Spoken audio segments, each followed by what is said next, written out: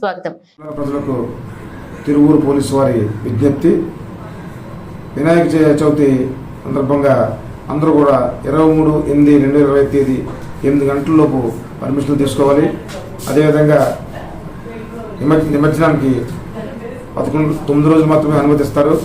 గణేశోత్సవాల భాగంగా ముందుగానే కమిటీలు ఏర్పాటు చేసుకొని దానికి సంబంధించిన పూర్తి బాధ్యత వహించాల్సి ఉంటుంది.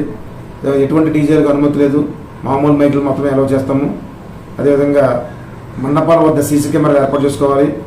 పబ్లిక్ ప్రదేశాల్లో మండపాలు ఏర్పాటు చేసుకున్నట్లయితే కన్సర్న్ ఓనర్ల నుంచి కంపల్సరీ అందరూ కూడా ఎన్ఓసి తీసుకోవాలి.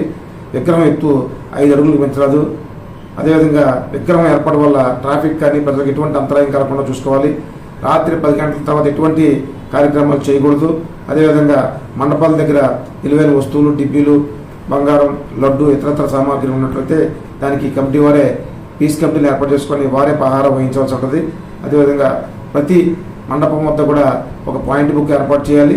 అదేవిధంగా రూల్స్ అండ్ రెగ్యులేషన్తో కూడిన ఒక ఫ్లెక్సీని కూడా ఏర్పాటు చేసుకోవాలి. అదేవిధంగా చుట్టుపక్కల ఇతర మతాలకు సంబంధించిన ప్రదేశాలు కానీ ఇతర దానికి సంబంధించిన ఉన్నట్లయితే వాళ్ళకి ఎటువంటి ఇబ్బంది కల్పించకూడదు. పీస్ కమిటీల సారథ్యంలో అటువంటి వాటిని మీరు ఎటువంటి ఇబ్బంది లేకుండా చూసుకోవాలి. అదేవిధంగా ఫైర్, ఎలక్ట్రికల్ డిపార్ట్మెంట్ నుంచి కూడా మండపానికి పర్మిషన్ తీసుకోవాలి.